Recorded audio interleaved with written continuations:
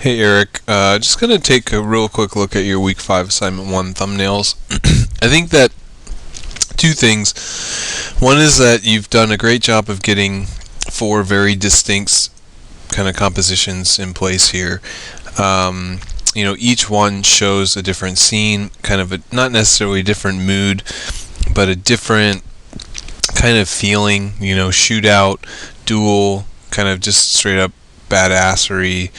And I think they all have their appeal to them. I think here, I really like this one a lot because of how symmetrical it is. Him right in the middle, you could split the composition one way or the other, and it's very, very similar.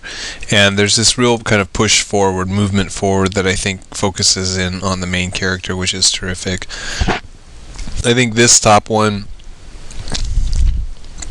right here just has a good kind of action shot, and like you said in your written part, I think this one works out well just because it has a lot of tension, and I think lighting and that sort of stuff could work in your favor. I think this is probably the one that works the least for me.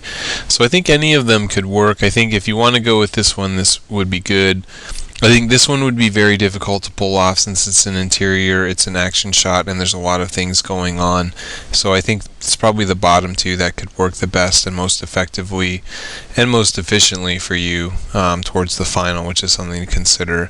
A lot of texture in both of these that you'll have to figure out, and I think more than anything is the color studies that you do for the next assignment, because I think a lot of these are going to be based on how you deal with the color, how uniform it is, how realistic it is, and how well the contrast of the values work with the color.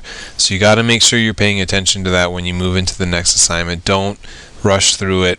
You don't have to do these kind of super masterpieces for the next assignment, but you want to make sure that you're getting the entire composition dealt with. It doesn't have to be hours and hours of drawing, but you have to make sure that the entirety of the composition is being dealt with, because if you leave something white and you have all this kind of color somewhere else, as soon as you add another color to it, it might change it. I think the other thing is make sure that you're trying different things out, you know what I mean?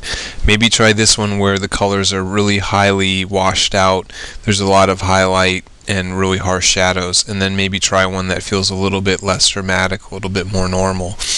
Colors tend to be more normalized, but experiment and see what you can get out of it. Don't rush through it, and we'll see you for that next one, I guess.